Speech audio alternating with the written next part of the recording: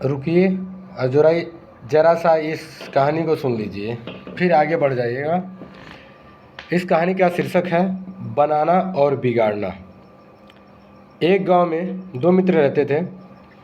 एक मित्र जो था वो चित्रकार था और एक जो आम किसान का लड़का था।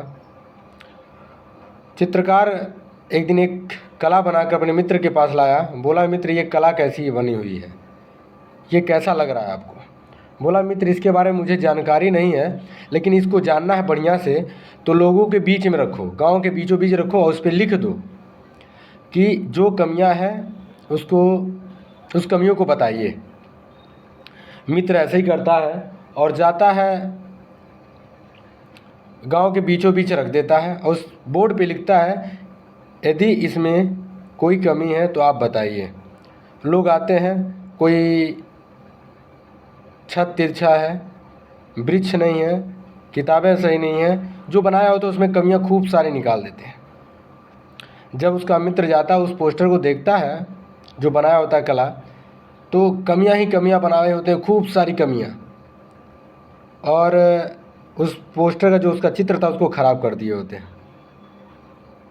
वो उदास होकर अपने मित्र के पास आता है, बोलता है, मित्र मेरे अंदर बहुत कमियां हैं, मैं डिज़ाइन नहीं बना पाता हूँ, मैं कला नहीं आता हमको, लोगों ने इतनी कमियां बना दी, अब मैं आज के बाद ये काम नहीं करूँगा। ये बात मित्र सुनता है, कहता, नहीं मित्र, फिर से यही कला बनाओ और गांव के बीचों बीच टांगो और उस पर लिख दो कि जो कमियां हैं उसे सुधारिए। तो देखो क्या रिस्पॉन्स मिलता है। क्या करता, फिर वो मेहनत करके उस कला को बनाता है और गांव के बीचों बीच रख देता है और उस पर लिख देता है और कहता है, उस पर फिर लिखा होता है कि जो भी इसमें कमियां उसको सुधारिए। तो क्या करते हैं, लोग आते हैं, देखते हैं, दृश्य को देखते हैं, चित्र को देखते हैं, लेकिन उस पर लिखा होता है, यदि कोई कमी है तो उसको आप पूरी करिए, उसको बनाइए।